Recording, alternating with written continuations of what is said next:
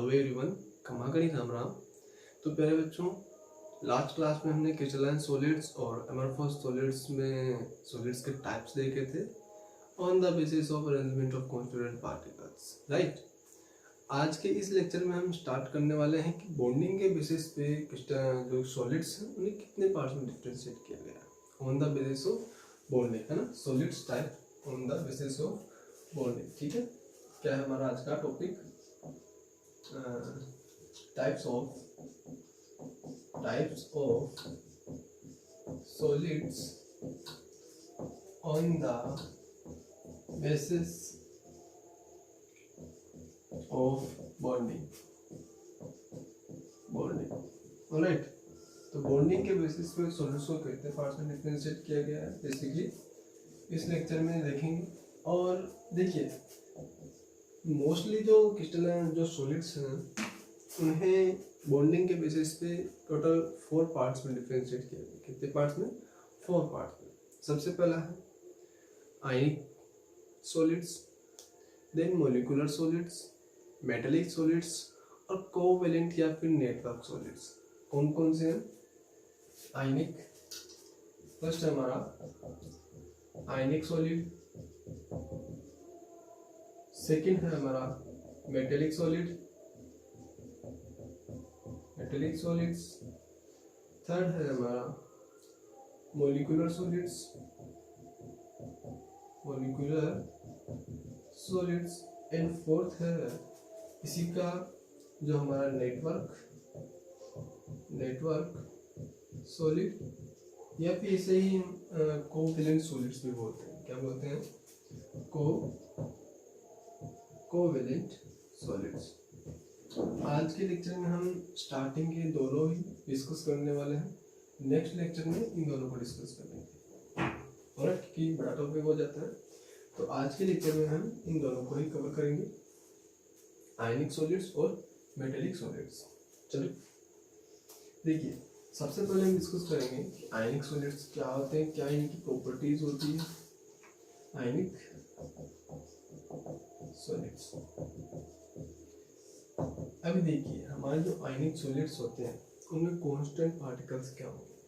कांस्टिट्यूएंट, सबसे पहला है हमारा कि कांस्टिट्यूएंट पार्टिकल, ठीक है। अगर सॉलिड है तो यानी कि वो एक मैटर की फेज है, और कोई भी मैटर हो किसी न किसी कांस्टेंट पार्टिकल से मिलकर के बना हुआ होगा। कांस्टेंट पार्टिकल्स आपका एटम हो सकता है, आपका मॉलिक्यूल हो सकता है, आपका आयन्स भी हो सकता है। तो कौन सा कांस्टेंट पार्टिकल्स होगा हमारे आयनिक सॉलिड्स? क्योंकि नाम से ही मालूम चल रहा है क्या है यहाँ पे, आयन, यानी कि ions.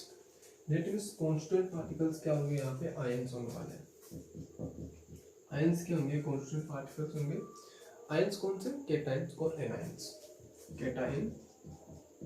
Cations and anions, alright.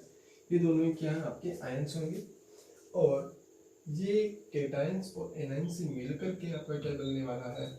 Ionic solids बनने वाला है। जैसे कि एग्जांपल के फॉर्म में आपका NaCl है, जिसमें सोडियम Na+ और Cl- प्रेजेंट होता है, ठीक है। जिसमें क्या होता है? फोर्स ऑफ अट्रैक्शन होता है, जिसकी वजह से एक क्लोज कॉम्पैक्ट स्ट्रक्चर बनती है, और ये एक क्रिस्टलाइन सॉलिड भी होता है, ठीक है। यही वहाँ पर एक रेगुलर और पर्टिकुलर अरेंजमेंट देखने को मिलता है, ठीक है। अब इसके बाद अगर हम बात करें बॉन्ड, ठीक है, यहाँ पे आपकी जैसे कि Na+ और Cl-, चलिए NaCl के अंदर Na+ और Cl- आयंस होंगे, लेकिन इन दोनों के बीच में बॉन्ड कौन सा होगा? क्या कोवैलेंट बॉन्ड होगा, क्या आयनिक बॉन्ड होगा, क्या उसमें कोऑर्डिनेट बॉन्ड होगा, और बॉन्ड कौन सा होगा? क्या मेटेलिक बॉन्ड होगा? जरा देखते हैं। तो कभी भी आयंस और Cl-, कभी भी आयंस के बीच में बॉन्डिंग की बात की जाए तो उनमें कौन सा बॉन्ड होता है? हमारा आयनिक बॉन्ड होता है। आयनिक बॉन्ड ये बनता कैसे है? फोर्स ऑफ इलेक्ट्रोस्टैटिक फोर्स की वजह से क्या होता है? ये आयनिक बॉन्ड का फॉर्मेशन होता है, ठीक है।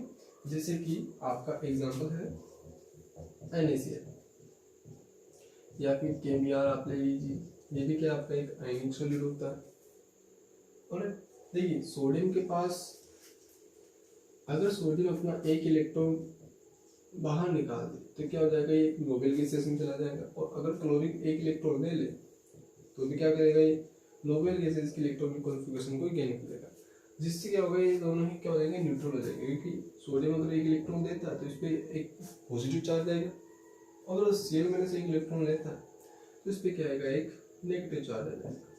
पॉजिटिव और नेगेटिव उसको क्या करेंगे, और न्यूट्रल हो जाएंगे।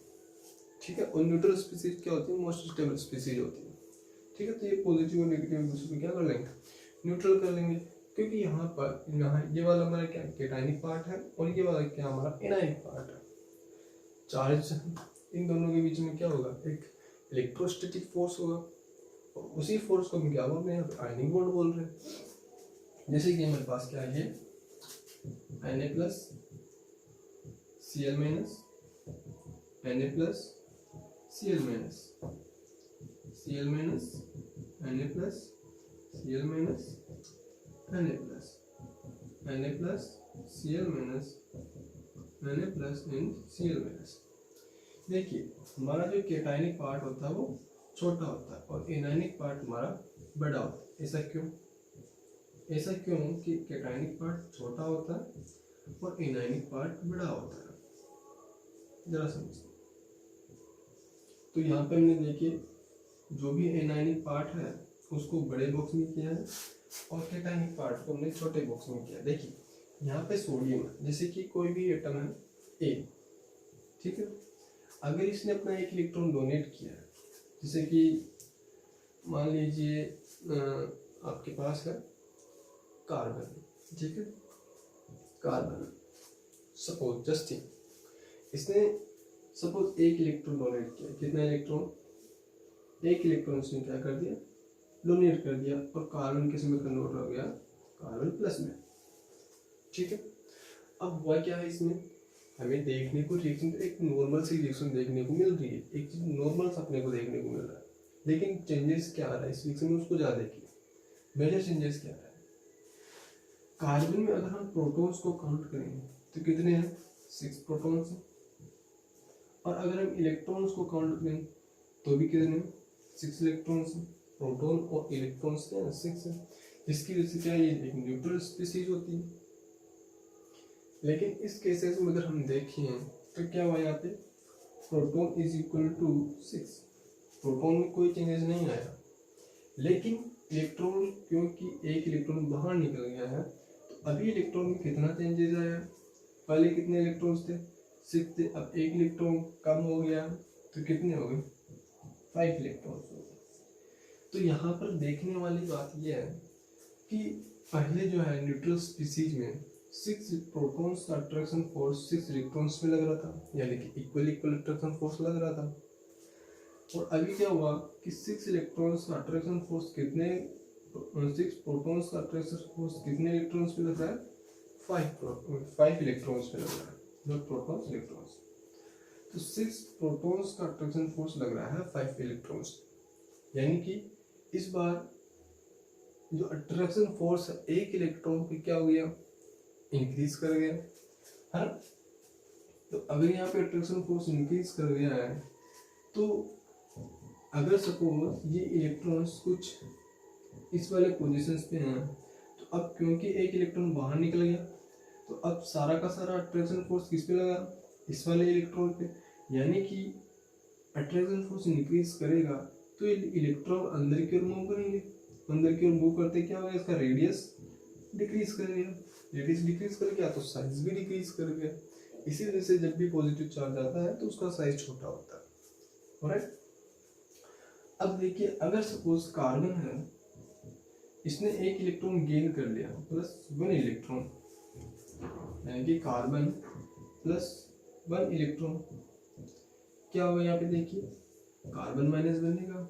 अब इसमें क्या होगा देखिए, proton is also equal to 1, 6, और इलेक्ट्रॉन्स भी कितने हैं यहाँ पे, इलेक्ट्रॉन्स भी आपके जो है, क्योंकि इसने एक इलेक्ट्रॉन ले लिया अभी यहाँ, अभी ये जो न्यूट्रल स्पीसीज में कितना 6 इलेक्ट्रॉन, लेकिन जैसे ही इलेक्ट्रॉन ले लेगा उसके बाद क्या होगा, प्रोटॉन 6 और इलेक्ट्रॉन 7। अब क्या हो गया, जैसे कि पोजीशंस ये थी, पॉजिटिव चार्ज और एक इलेक्ट्रॉन इलेक्ट्रॉन। ठीक, जब इलेक्ट्रॉन लेगा तो क्या होगा, एक इलेक्ट्रॉन इंक्रीज कर गया, माइनस बन गया। तो देखिए पहले 50-50% क्या हो रहा, अट्रैक्शन फोर्स लग रहा था, लेकिन जैसे ही एक इलेक्ट्रॉन आएगा अब 50 से भी कम, यानी कि जो है आपके मान लीजिए 33.33% के आसपास क्या होगा, अट्रैक्शन फोर्स लगेगा। यानी कि अट्रैक्शन फोर्स क्या हो गया, डिक्रीज हो गया, क्योंकि अब अट्रैक्शन फोर्स इस पे भी लगने वाला है। इसकी वजह से क्या होगा, एक इलेक्ट्रॉन का अट्रैक्शन फोर्स डिक्रीज कर दिया, और डिक्रीज करने से क्या हो गया, अट्रैक्शन फोर्स डिक्रीज कर गया, तो रेडियस इंक्रीज कर गया, रेडियस इंक्रीज कर गया तो क्या होगा, साइज भी इंक्रीज कर गया। इसी वजह से जो है एनायंस का साइज बड़ा होता है और केटायंस का साइज छोटा होता है। इसमें देखिए इलेक्ट्रॉन्स कितने हो गए, 7, यानी कि 6 प्रोटॉन का अट्रैक्शन फोर्स 7 इलेक्ट्रॉन्स बना था, दैट मींस क्या हो गया, आपका अट्रैक्शन फोर्स डिक्रीज कर गया, अट्रैक्शन फोर्स डिक्रीज कर गया तो साइज एनायन इंक्रीज कर गया। इसी वजह से Na+ का साइज छोटा होता है, Cl साइन बड़ा है। ठीक है, इतना। अब देखिए यहाँ पे हो क्या रहा है, Na+ Cl- आयंस है, इन दोनों के बीच में क्या होगा, force of attraction, force of electrostatic force होगा। इन दोनों के बीच में क्या होगा, इलेक्ट्रोस्टैटिक फोर्स होगा। तो हर आयंस के बीच में क्या होगा, एक इलेक्ट्रोस्टैटिक फोर्स होने वाला है, जिसकी वजह से क्या होंगे, ये एक दूसरे के पास पास रहेंगे। इलेक्ट्रोस्टैटिक फोर्स का मतलब क्या होगा कि किसी भी आयंस के बीच में अट्रैक्शन फोर्स और रिपल्सन फोर्स दोनों ही होने वाला है। मैक्सिमम अट्रैक्शन फोर्स होने वाला है और मिनिमम रिपल्सन होने वाला है। ठीक है, मैक्सिमम जितना अट्रैक्शन हो सकता है उतना अट्रैक्शन होगा। ठीक है, कौन सा फोर्स होता है दोनों के बीच में, इलेक्ट्रोस्टैटिक फोर्स। इसका मतलब क्या हुआ कि attraction and repulsion force between cations and anions, और उसी में क्या बोलेंगे, इलेक्ट्रोस्टैटिक फोर्स बोलेंगे। अट्रैक्शन फोर्स आपका मैक्सिमम हो गया, फिर आप यहाँ पे लिख सकते हैं maximum attraction force and minimum repulsion force between cations and anions, उसी को हम क्या बोलते हैं, इलेक्ट्रोस्टैटिक फोर्स बोलते हैं। और ये आयनिक बॉन्ड जो होता है ये सबसे स्ट्रॉन्ग बॉन्ड होता है, इसको ब्रेक करवाना इतना आसान नहीं होता है। फोर्स के इस अट्रैक्शन फोर्स की वजह से जो आयंस होते हैं ये आपस में एक दूसरे के इतने क्लोज आ जाते हैं, बहुत क्लोज आ जाते हैं, और इनकी एनर्जी जो होती है बहुत ही डिक्रीज कर जाती है। ठीक है, बहुत डिक्रीज कर जाती है, जिसकी वजह से अगर हमें इसको सॉलिड से लिक्विड में कन्वर्ट करना हो तो उसके लिए एनर्जी जो है हमें काफ़ी ज़्यादा एनर्जी देनी पड़ती है। तो हमेशा ध्यान रखो कि सबसे स्ट्रॉन्गेस्ट बॉन्ड कौन सा होता है, हमारा आयनिक बॉन्ड होता है। ठीक है, स्ट्रॉन्गेस्ट बॉन्ड वो कौन सा होगा, आपका आयनिक बॉन्ड होगा। ठीक है, चलिए देखिए अब इसकी कुछ प्रॉपर्टीज के बारे में आप डिस्कस करते हैं। अब सबसे स्ट्रॉन्गेस्ट बॉन्ड है, यानी कि उसकी बॉन्ड की काइनेटिक एनर्जी कम रही होगी, है ना, बॉन्ड की काइनेटिक एनर्जी कम रही होगी। देखिए सबसे पहले बात करते हैं हम melting point and properties of आपके आयनिक सॉलिड। ठीक है, सबसे पहला है आपका melting point and boiling point, क्योंकि बॉन्ड सबसे ज्यादा स्ट्रॉन्ग है ना, बॉन्ड बहुत ज्यादा स्ट्रॉन्ग है, और स्ट्रॉन्ग बॉन्ड होने की वजह से उसकी काइनेटिक एनर्जी डिक्रीज कर गई। ठीक है, जो आपका आयनिक बॉन्ड है स्ट्रॉन्ग बॉन्ड है, जैसे कि Na+ और Cl-। अब अपने को मेल्टिंग पॉइंट का मतलब क्या होता है, किसी सॉलिड को आपको लिक्विड में कन्वर्ट करना है, ठीक है। सॉलिड में क्या होता है, Na+ और Cl- क्या होंगे, आपके पास पास होंगे। यहाँ पर देखिए लिक्विड में क्या होगा, आपके Na+ और Cl- क्या होंगे, दूर दूर होंगे, यानी कि इस बॉन्ड को अपने को लूज करवाना है। इन दोनों जो आयंस है इनको आपको थोड़ा दूर दूर करना है। क्या कर सकते हैं, इसको हमें क्या करनी पड़ेगी, एनर्जी देनी पड़ेगी। ये आपके आयंस एनर्जी लेंगे, इनकी काइनेटिक एनर्जी इंक्रीज करेगी, और काइनेटिक एनर्जी इंक्रीज करने से क्या होगा, ये एक दूसरे दूर दूर होने की कोशिश करेंगे। ठीक है, यानी कि बॉन्ड स्ट्रेंथ जो है वो डिक्रीज करेगी। इन दोनों के बीच में अट्रैक्शन फोर्स है, काइनेटिक एनर्जी इंक्रीज करने से क्या हो जाएगा, डिक्रीज कर जाएगा। ठीक है, तो हम इसको हीट देंगे। अभी देखिए क्योंकि इनकी जो एनर्जी है वो बहुत ही कम हो चुकी है, क्योंकि फोर्स ऑफ अट्रैक्शन एक मैक्सिमम चला गया है ना, जिसकी वजह से इधर उधर नहीं जा सकते। मैक्सिमम अट्रैक्शन फोर्स होने की वजह से क्या होगा, इसके जो एनर्जी है बॉन्ड की, वो माने कि जो इन दोनों की जो एनर्जी है वो क्या होगी, इंक्रीज डिक्रीज कर गई। अब इसको सॉलिड से लिक्विड में कन्वर्ट करना है तो हमें एक जो है हाई अमाउंट ऑफ एनर्जी देनी पड़ेगी, जिसकी वजह से क्या होगा, ये बॉन्ड जो है लूज होगा। ठीक है, यानी कि अपने को यहाँ पे क्या जो हीट देनी पड़ेगी वो क्या करनी पड़ेगी, हाई अमाउंट।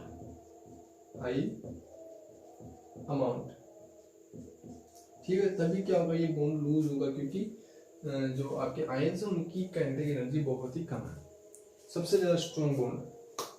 ठीक है, इसी वजह से क्या होता है, इनका मेल्टिंग पॉइंट हाई होता है। ठीक है, क्या होता है, high melting point and boiling point, क्योंकि रीजन आपको समझ में आ गया, बॉन्ड स्ट्रेंथ ज्यादा होती है। ठीक है, बिकॉज बॉन्ड स्ट्रेंथ हाई। ठीक है, अब इसका जो सेकंड पॉइंट है, सेकंड पॉइंट क्या होगा, हीट ऑफ फ्यूजन। क्या होगा, इसी से रिलेटेड है, heat of fusion. Heat of fusion का मतलब क्या होगा कि नीडेड एनर्जी, वो एनर्जी जो किसी भी बॉन्ड को ब्रेक करवाने में सक्षम, जैसे कि ए और बी है। ठीक है, इस बॉन्ड को ब्रेक करवाना है तो हमें कुछ एनर्जी देनी पड़ेगी, यानी कि ए और बी में कन्वर्ट हो जाएगा, किसी भी फॉर्म में कन्वर्ट हो सकता है, ए प्लस में कर लो या फिर बी माइनस में कर लो। इस बॉन्ड को ब्रेक करवाने में जो एनर्जी देनी पड़ी है उसी को हम क्या बोलेंगे, हीट ऑफ फ्यूजन या फिर हीट ऑफ बॉन्ड फ्यूजन भी बोलते हैं। ठीक है, क्योंकि बॉन्ड बहुत ज्यादा स्ट्रॉन्ग होता है किसमें, आयनिक बॉन्ड्स में, इसी वजह से क्या होगा, हीट ऑफ फ्यूजन भी बहुत ज्यादा होगी, क्योंकि अपने को उतनी ही ज्यादा एनर्जी देनी पड़ेगी। अभी हमने यहाँ पे देखा कि बहुत ज्यादा स्ट्रॉन्ग बॉन्ड होने की वजह से क्या हो रहा है, हमें एनर्जी ज्यादा देनी पड़ रही है, जिससे वो सॉलिड से लिक्विड में कन्वर्ट हो, है ना। तो यहाँ पर भी हीट ऑफ फ्यूजन क्या होगा, हाई हीट ऑफ फ्यूजन होगा। ठीक है, अब इसका जो थर्ड पॉइंट है वो क्या है, वेपोराइजेशन।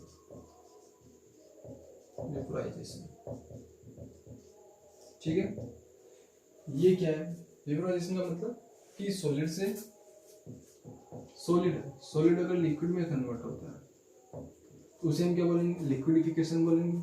और अगर लिक्विड वेपर में कन्वर्ट होता है या फिर गैस में कन्वर्ट हो जाता है तो उसे हम क्या बोलेंगे, वेपराइजेशन बोलेंगे। इस लिक्विड से गैस में कन्वर्जन को हम क्या बोलेंगे, वेपराइजेशन बोलेंगे। अब हम सॉलिड से स्टार्ट कर रहे हैं, जितना ज्यादा मेल्टिंग पॉइंट होगा उतना ही ज्यादा क्या होगा, बॉइलिंग पॉइंट भी होगा, और जितना ज्यादा बॉइलिंग पॉइंट होगा उसका वेपराइजेशन भी उतना ही ज्यादा होगा। अभी हमने यहीं पे पढ़ा था, सेम कॉन्सेप्ट है। तो वेपराइजेशन भी क्या होगा, हाई। अब देखिए, मेल्टिंग पॉइंट बॉइलिंग पॉइंट जितना ज्यादा होगा, हीट ऑफ फ्यूजन भी उतनी ही ज्यादा होगी, और हीट ऑफ फ्यूजन जितना ज्यादा होगा वेपराइजेशन भी उतना ही ज्यादा होगा, या फिर मेल्टिंग पॉइंट जितना ज्यादा होगा हीट ऑफ वेपराइजेशन भी उतना ही ज्यादा होगा। ठीक है, फटाफट से नोट कीजिए, आगे चलते हैं। अब इसका जो नेक्स्ट पॉइंट है वो क्या है, सोल्यूबिलिटी। क्या हमारा फोर्थ पॉइंट है, सोल्यूबिलिटी। राइट, देखिए जो आपका आयनिक सॉलिड होता है, आयनिक सॉलिड, ये क्या एक पोलर सॉलिड होता है, पोलर सॉलिड। पोलर क्यों कहा, क्योंकि इसमें पॉजिटिव चार्ज और नेगेटिव चार्ज, दो पोलर्स, जो दो पोल्स हैं वो जनरेट हो रखे होते हैं। ठीक है, तो आयनिक सॉलिड्स हैं उसमें पॉजिटिव चार्ज और नेगेटिव चार्ज दोनों ही क्या है, डेवलप है। इसी जैसे क्या है, एक पोलर सॉलिड होता है। तो पोलर सॉलिड जो है पोलर सॉल्वेंट में डिसॉल्व हो सकता है ना, पोलर सॉलिड पोलर में डिसॉल्व होगा और नॉन पोलर में होगा। तो अगर पोलर सॉलिड है तो किसमें होगा, पोलर सॉल्वेंट में dissolve in polar solvent like water, like H2O। Water क्या है, पोलर सॉल्वेंट होता है, ये हमारा क्या है, पोलर सॉल्वेंट होता है।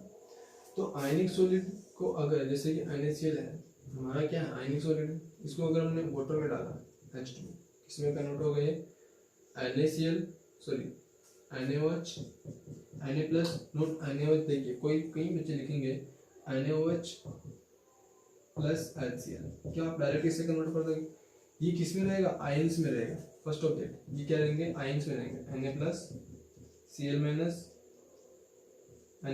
माइनस H प्लस और OH माइनस, इस प्रकार से, ठीक है।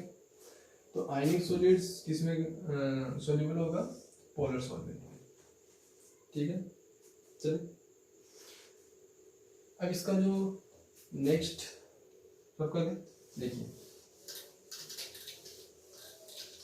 फिफ्थ पॉइंट है इसका कि कंडक्टिविटी, क्या है,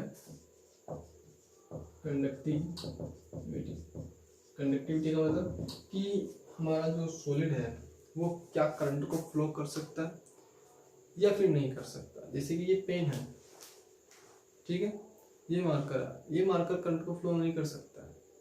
अब क्या हमारा जो आयनिक सॉलिड है वो करंट को फ्लो कर देगा। तो देखिए अगर हम प्योर आयनिक सॉलिड के मान, यानी कि वो अगर हमने उसे किसी भी पोलर सॉल्वेंट में डिसॉल्व नहीं किया, एज इट इज अगर हम उसे देख रहे हैं, तो ये क्या रहेंगे, जो है इंसुलेटर रहेंगे। क्या रहेंगे, इंसुलेटर।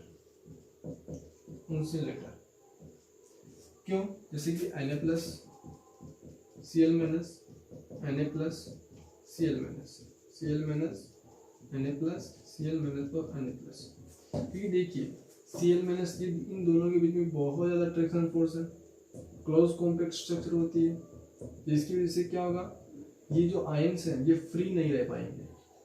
अगर फ्री नहीं रहेंगे तो इलेक्ट्रॉन्स मूव भी नहीं कर पाएंगे, है ना। जब ये फ्री ही नहीं होंगे आयंस, तो फिर किस प्रकार से जो है ये इन जो कंडक्टर होंगे, नहीं हो पाएंगे ना, क्योंकि इन दोनों के बीच में क्या ऑलरेडी बहुत ज़्यादा स्ट्रॉन्ग फोर्स है, तो ये भी मूव नहीं कर पाएंगे। इन दोनों के बीच में भी स्ट्रॉन्ग बॉन्ड है, इन दोनों के बीच में भी स्ट्रॉन्ग बॉन्ड है। स्ट्रॉन्ग बॉन्ड कौन सा, आयनिक बॉन्ड है, ये फ्री नहीं है आयंस, इसी वजह से क्या होना है, इंसुलेटर है, ठीक है, बिकॉज क्या है, फ्री आयंस अवेलेबल नहीं है, ठीक है। 6 पॉइंट है हमारा, अगर हमने इसको इफ dissolve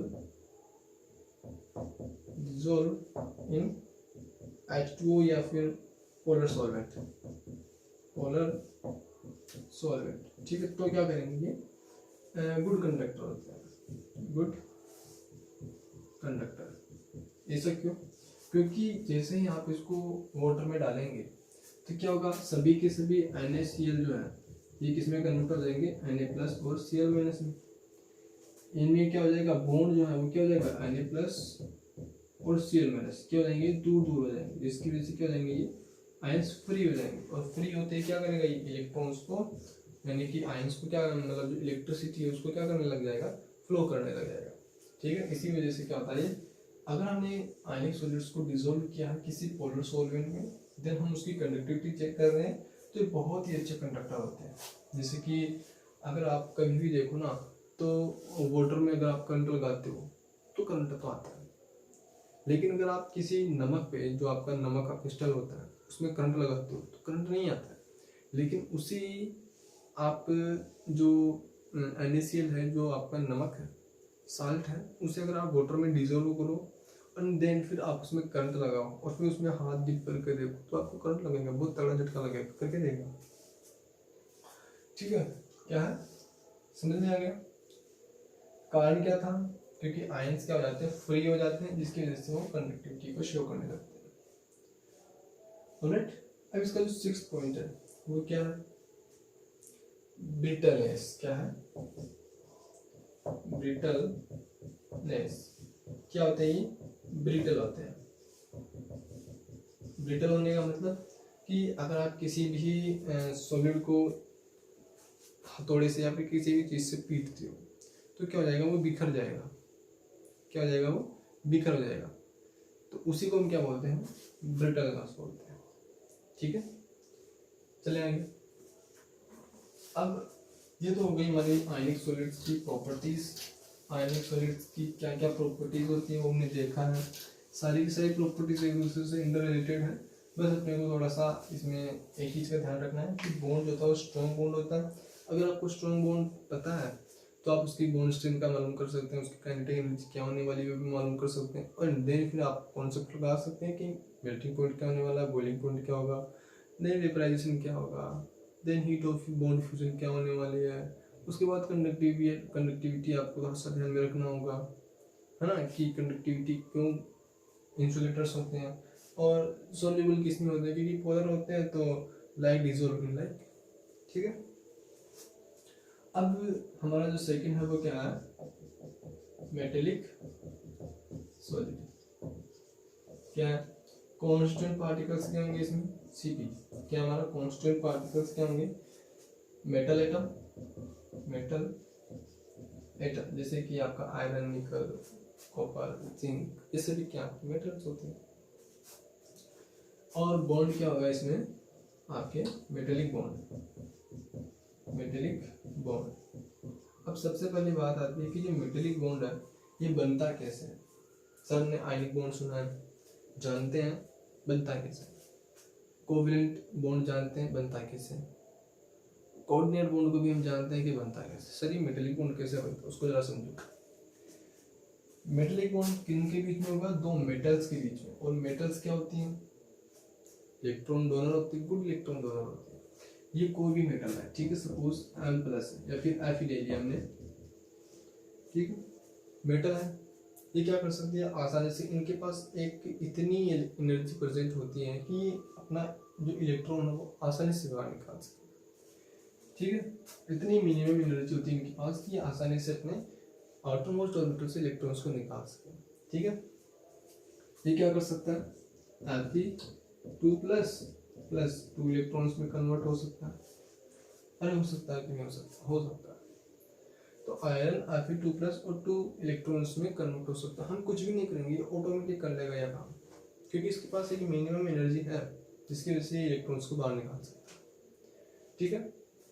तो होता क्या है कि जो मेटेलिक सॉलिड्स होते हैं, जैसे कि हमने आयरन का एक सॉलिड वाला पार्ट ले लिया तो उसमें बहुत सारे आयंस के क्या आएंगे, एटम्स प्रेजेंट होंगे, ठीक है। तो क्या होगा, उसमें सारे के सारे जो Fe हैं वो किस में कन्वर्ट रहेंगे, Fe2 प्लस में, यानी कि वो अपने दो इलेक्ट्रॉन्स को बाहर निकाल चुका होगा। जैसे कि suppose Fe Fe Fe Fe Fe Fe, ये सारे के सारे क्या हैं आपके आयन हैं, ठीक है, ऑलराइट। बाकी का जो भी स्पेस है आप देख ही रहे हैं। इसमें अगर आप देखेंगे, अगर इसने क्या किया, दो इलेक्ट्रॉन्स बाहर निकाले तो क्या होगा, Fe2 प्लस में कन्वर्ट हो गया, 2 plus 2 plus 2 plus 2 plus 2 plus 2 plus और 2 प्लस। अब इसमें देखिए Fe ने दो इलेक्ट्रॉन्स निकाले, ऐसा तो है नहीं कि इसका जो पार्ट था क्रिस्टल का उसको छोड़ करके बाहर निकल गए इलेक्ट्रॉन्स, कैसे जा सकते हैं, नहीं जा सकते ना। ये इन इलेक्ट्रॉन्स को अपने आसपास से कहीं छोड़ेगा तो क्या नहीं, देखिए एक इलेक्ट्रॉन यहाँ छोड़ दिया, एक इलेक्ट्रॉन यहाँ छोड़ दिया, इसी प्रकार से ये भी छोड़ेगा इलेक्ट्रॉन, एक इलेक्ट्रॉन, ऐसे ही ये भी छोड़ेगा इलेक्ट्रॉन और इलेक्ट्रॉन, ये भी छोड़ेगा इलेक्ट्रॉन इलेक्ट्रॉन, इसी प्रकार से ये भी छोड़ेगा इलेक्ट्रॉन इलेक्ट्रॉन, ये भी छोड़ेगा दो इलेक्ट्रॉन्स, ये भी छोड़ेगा दो इलेक्ट्रॉन्स और ये भी छोड़ेगा कितने इलेक्ट्रॉन्स, दो इलेक्ट्रॉन्स। तो अभी देखिए Fe के कैटायंस भी हैं और इलेक्ट्रॉन्स भी प्रेजेंट है, यानी एनायंस भी हो गया। तो क्या होगा, इन दोनों के बीच में अट्रैक्शन फोर्स, इन दोनों के बीच में अट्रैक्शन फोर्स, इन दोनों में यानी कि जितने भी इलेक्ट्रॉन्स हैं और जितने भी कैटायंस हैं उनमें क्या होगा, आपस में एक स्ट्रॉन्ग अट्रैक्शन फोर्स होगा, जिसकी वजह से क्या होगा, बॉन्ड स्ट्रेंथ भी इंक्रीज कर जाएगी। मेटेलिक बॉन्ड इसलिए क्या होते हैं, बहुत ज़्यादा स्ट्रॉन्ग होते हैं, क्योंकि उनमें इलेक्ट्रॉन्स और कैटायंस के बीच में क्या होगा, एक स्ट्रॉन्ग अट्रैक्शन फोर्स होता है। और दूसरी चीज की इलेक्ट्रॉन्स जो है ये क्या होते हैं, मोबाइल इलेक्ट्रॉन्स होते हैं, मोबाइल यानी कि गतिशील, क्या ये मोबाइल इलेक्ट्रॉन्स होते हैं, ठीक है, यानी ये क्या सकते हैं, मूवेबल होते हैं, ठीक है। क्या हो सकते हैं, ये मूवेबल, बोले ठीक है, मूवेबल होता है, यानी कि ये इधर उधर जा सकते हैं। तो ये बाकी का जितना भी स्पेस आपको दिख रहा है इन केटाइंस को छोड़ करके, इन केटाइंस को छोड़ करके बाकी का जितना भी स्पेस आपको नजर आ रहा है जिसमें इलेक्ट्रॉन प्रेजेंट है उसे हम क्या बोलेंगे, सी ऑफ इलेक्ट्रॉन। क्या बोलेंगे हम उसको, सी ऑफ इलेक्ट्रॉन, करेक्ट। उसी को हम क्या बोलेंगे, सी ऑफ इलेक्ट्रॉन, जिसमें बहुत सारे इलेक्ट्रॉन्स प्रेजेंट है। जैसे कि एक लोटा है, उस लोटे को अगर आपने पानी की बाल्टी में अंदर डाला है तो चारों तरफ तो पानी, यानी कि उसको हम समुद्र बोल सकते हैं, है ना। और बीच में क्या है आपका, ये लोटा जो कि Fe2+ के फॉर्म में है, तो वो क्या हो गया आपका, लोटा हो गया। तो वाटर क्या हो गया आपका, समुद्र हो गया, यानी कि सी ऑफ इलेक्ट्रॉन हो गए। और लोटा क्या हो गया आपका, वो हो गया आपका, जैसे कि हाँ ये बहुत अच्छा एग्जांपल आपका कि जो आइस होती है उसको थोड़े से पानी में अगर आप डालेंगे तो या फिर ऐसे ही रख देंगे तो क्या होगा, धीरे धीरे आइस पिघलना स्टार्ट कर देंगे, यानी कि वो क्या कर रहा है, इलेक्ट्रॉन्स को रिलीज कर रहा है, पूरा इलेक्ट्रॉन रिलीज नहीं कर रहा है, ठीक है ना।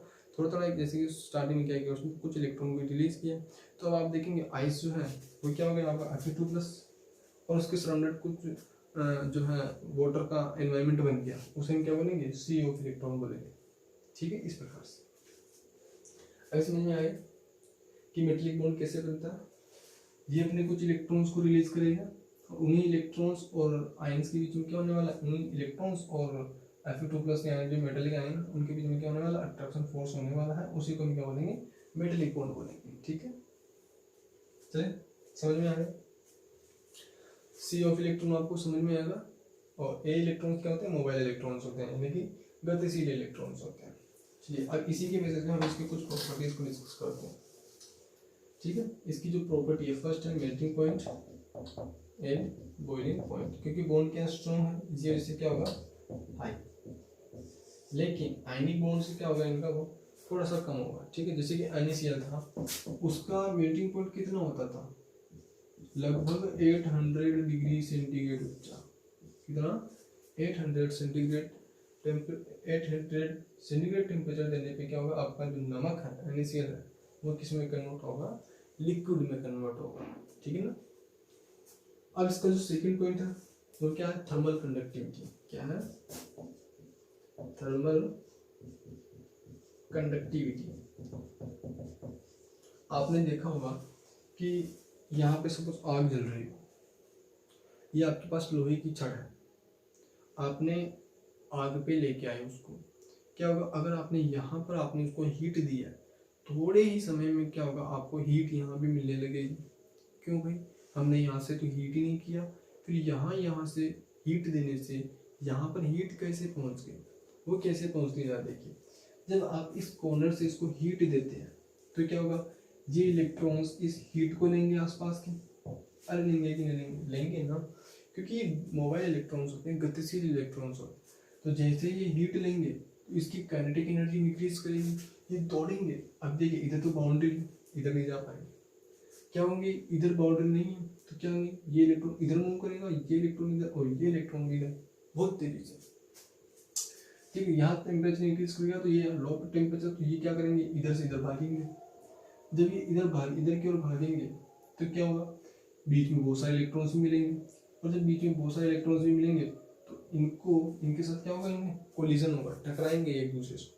जब ये टकराएंगे तो इसकी कुछ एनर्जी इसको भी मिल जाएगी, और फिर क्या करेगा, ये भी इधर भागेगा, फिर ये आपस में टकराएंगे, इसकी एनर्जी इसको भी मिलेगी, ये भी इधर भागेगा, तो काफी जल्दी क्या होगा, यहाँ पर हीट पहुंच जाएगा, ठीक है। समझ में आएगा। अब देखिए इसको ऐसे समझिए, जैसे कि आपका एक दोस्त है यहाँ पर और आप हैं यहाँ पर उसके लिए कोल्ड ड्रिंक लेने गए, बीच में दो दोस्त और हैं।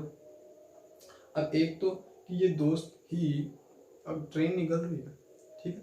अब एक तो ये हो कि ये दोस्त ट्रेन रवाना हो चुकी है, ये भाग करके आए और इसको कोल्ड ड्रिंक दे। एक ये हो सकता है कि अपने दोनों दोस्तों को फेंक दे, पहले इसने क्या किया, अपने इस दोस्त को फेंका और इस दोस्त से इस दोस्त को फेंका और फिर इसने फेंक दिया इसको। देखिए अब कौन सी पोजीशन में आप इस बोतल को इस दोस्त के पास पहुंचा सकते हैं, इसमें पहले यहाँ यहाँ और यहाँ, सही बात है ना।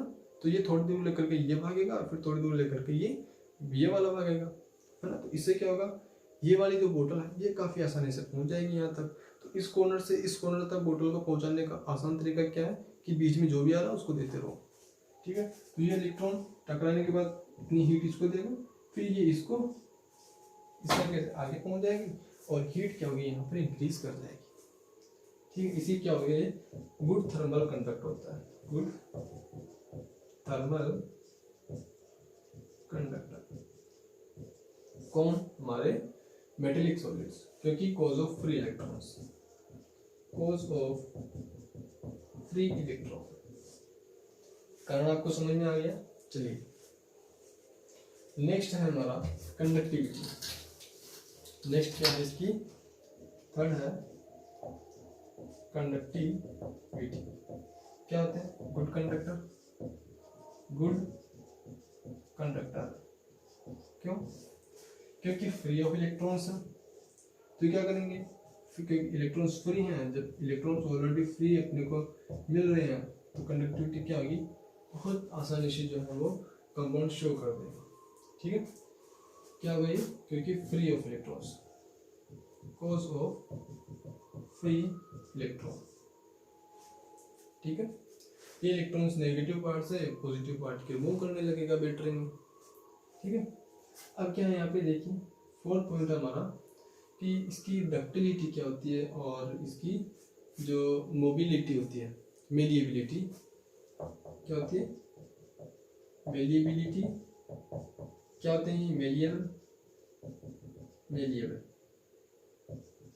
मेलिएबल का मतलब क्या होता है। देखिए आप कई बार देखा होगा आपने कि कोई लोहार होता है, उसने क्या किया, जो मेटल है उसको थोड़ा सा गर्म किया है, तो बहुत हाई टेम्परेचर पे उसको गर्म किया, देन उसको क्या करता है, वो हथौड़े से पीट करके उसको फ्लेट कर देता है, यानी कि मेटल को जब आप पीटेंगे तो ब्रेक नहीं होगा, बिखरेगा नहीं। लेकिन आप आयनिक सॉलिड्स को ब्रेक करते हैं, जैसे कि कोयला होता है, कोयले को आप चोट पहुंचाते हैं तो कोयला बिखर जाता है। लेकिन जब आप किसी मेटल को चोट पहुंचाते हैं, हथौड़े की मारते हैं, तो टूटता नहीं है, वो क्या हो जाता है, फ्लेट हो जाता है, उसकी शेप चेंज हो जाती है। उसी को हम क्या बोलते हैं, मेलिएबिलिटी, ठीक है। और डक्टिलिटी का मतलब क्या होता है, प्लस डक्टिलिटी। तो डक्टिलिटी का मतलब क्या होता है कि कोई भी मेटल है उसको आपको कितना देर तक आप उसको खींच सकते हैं, यानी कि उसकी तन्यता कितना ज़्यादा आप उसको खींच सकते हैं, एक तार के फॉर्म में, एक वायर के फॉर्म में आप उसको कन्वर्ट कर सकते हैं, वहीं क्या होगी उसकी डक्टिलिटी होती है। जैसे कि आपका सोना होता है, जो गोल्ड होता है, उसको एक जो ग्राम सोना होता है उसको आप 1 किलोमीटर लंबा तार बना सकते हैं, तो उसकी डक्टिलिटी क्या होगी, हाई होगी, यानी कि वो क्या होगा, एक मेटल है, और मेटल क्या होते हैं, डक्टाइल होते हैं।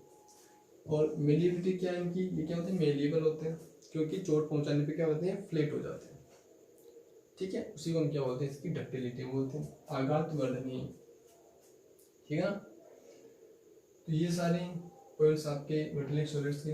आई होप की चीज़ें आपको समझ में आई होंगी, ये जो प्रॉपर्टीज आपको थोड़ा एक्सप्लेन हुआ होगा। तो मिलेंगे नेक्स्ट क्लास में, तब तक के लिए thank you so much for watching this video. और हाँ, जय किसान, जय भारत, वंदे मातरम।